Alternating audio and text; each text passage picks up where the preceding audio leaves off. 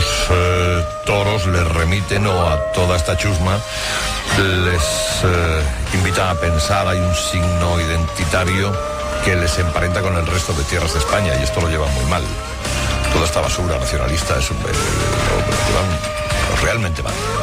¿Qué se puede hacer? Prohibirlo, es lo mejor. Es el recurso al Constitucional. Tendrá que manifestarse pues cuando los plazos así lo permitan.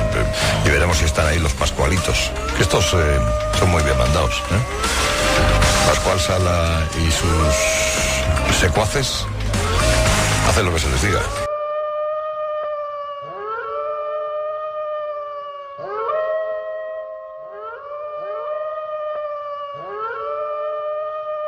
Ese edificio diseñado por Gaudí cuando Barcelona respiraba libertad y modernismo, y un torero catalán al que le prohíben extender el capote en su tierra, representa todo un símbolo de la Cataluña autoritaria de este principio de siglo.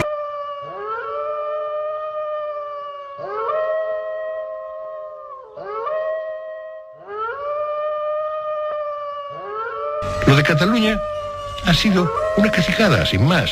Una exhibición de poder en contra del sentimiento ciudadano.